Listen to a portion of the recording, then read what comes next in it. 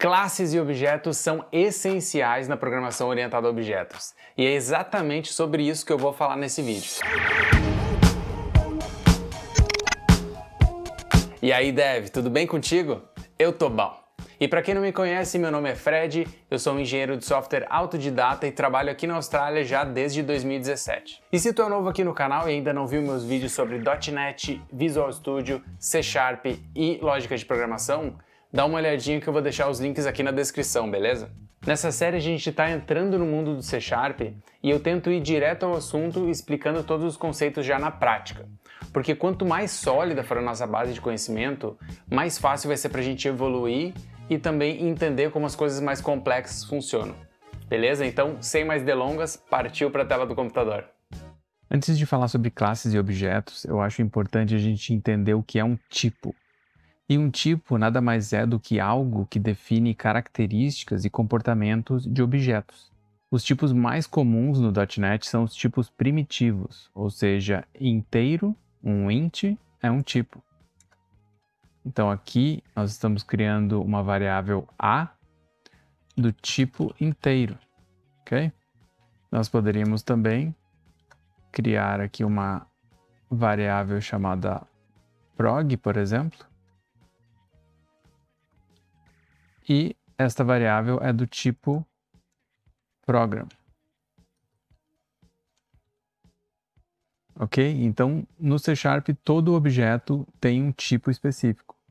Então, quando a gente declara uma variável, né, esse prog aqui vai ser um objeto do tipo program. E aqui, a variável a é um objeto do tipo inteiro, beleza? Eu já vou falar um pouco mais sobre a diferença entre tipo e objeto, ou classe e objeto. Então, é importante saber que sempre que a gente está criando uma classe, nós estamos criando um novo tipo. Como a gente já viu no vídeo de C#, em classes, nós podemos definir propriedades e campos, por exemplo, que a gente pode pensar como se fossem variáveis da classe, né? Ou atributos da classe. E a gente também pode definir métodos em classes, que a gente também pode chamar de funções. Então, permite que objetos possam executar algum tipo de comportamento. Nesse caso aqui, a gente só está imprimindo no console. Então, em geral, classes e tipos em geral, eles servem para agrupar características e comportamentos que têm propósitos específicos. Então, por exemplo, se a gente tem uma classe pessoa, ela vai agrupar informações e comportamentos especificamente relacionados a pessoas. Essa classe house define campos, que é para a gente setar as características de objetos do tipo house. E também os seus comportamentos. Então, resumindo, nós vamos criar classes sempre que a gente quiser agrupar informações e ou funcionalidades que são relacionadas. E apesar das palavras classe e objeto elas serem muito comuns na programação orientada a objetos, é bom deixar bem claro que elas não se referem à mesma coisa.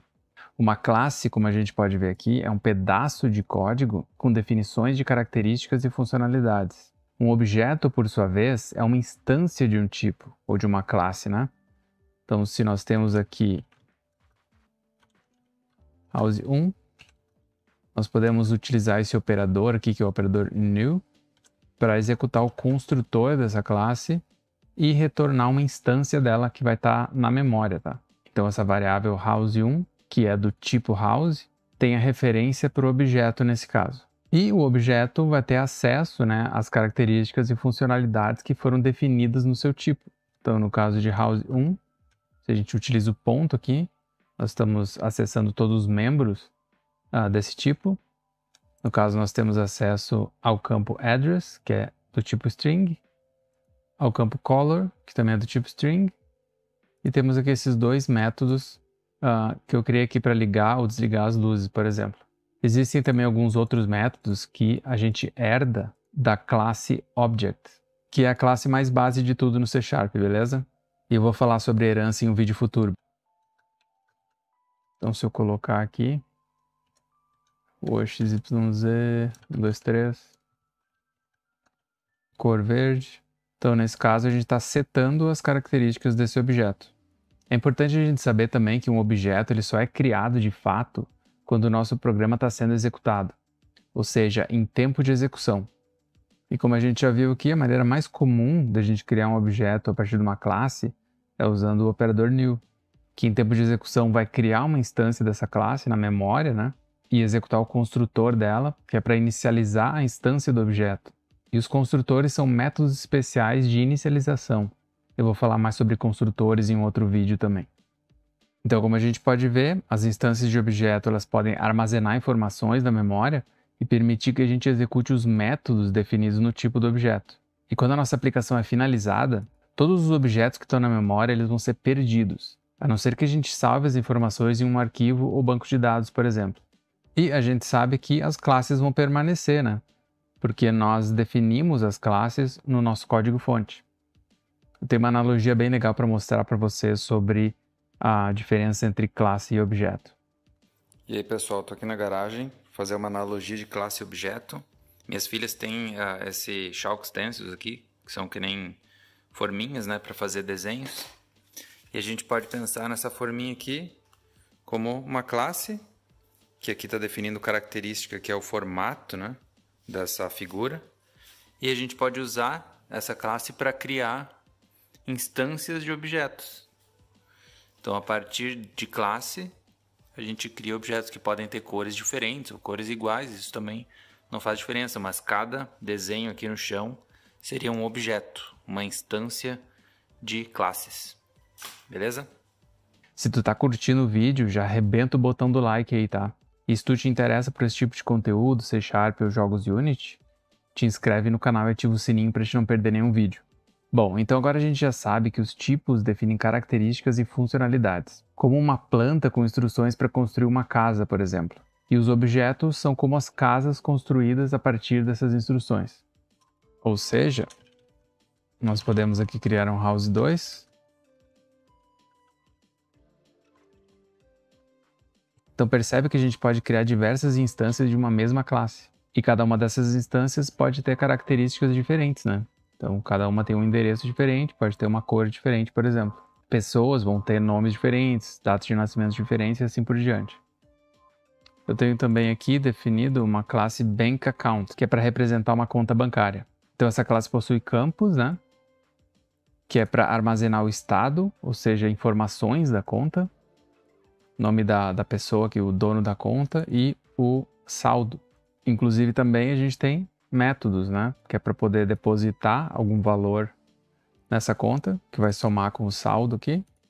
E também um método para mostrar detalhes da conta, que é o nome da pessoa, mostrando aqui que ela possui um saldo de tantos dólares, no caso. Aqui eu estou usando interpolação de strings, com o cifrão, né? Com as variáveis direto aqui, que são os campos, né? E eu estou utilizando o 2.c2 aqui, que é para formatar o valor do saldo aqui, em formato de moeda, currency, beleza? Então a gente pode criar aqui, por exemplo, uma instância. Vamos setar aqui o personName igual a Fred. Balance, a gente poderia setar um balanço inicial aqui, um saldo inicial, né? Mas por padrão vai ser 0 já. Então eu posso executar o método deposit, depositar aqui $100, por exemplo. E aí, podemos também mostrar os detalhes dessa conta. Então, se eu utilizar o Ctrl F5 aqui para executar, nós vamos ver que Fred possui saldo de $100. Então, aqui fica bem claro que a gente está agrupando características e funcionalidades para esse Bank Account aqui. E no final das contas, a gente usa muito as classes para representar conceitos do mundo real dentro das nossas aplicações. Então, por isso, a orientação a objetos ela é muito popular, tá? E é bem comum também a utilização de classes que podem parecer um pouco estranhas de início, mas que a gente acaba se acostumando com o tempo, depois de entender o sentido delas, tá? Como, por exemplo, se a gente tiver uma classe Bank Account Service, normalmente ela vai possuir métodos que podem retornar ou manipular contas bancárias. E uma classe Person Repository pode possuir métodos que buscam e salvam pessoas em um banco de dados, por exemplo. Então, a gente pode criar classes que não necessariamente representam algo que existe no mundo real. Vale lembrar também que os exemplos que eu apresentei aqui eles são bem básicos, tá? Somente para ilustrar e demonstrar os conceitos de classes e objetos.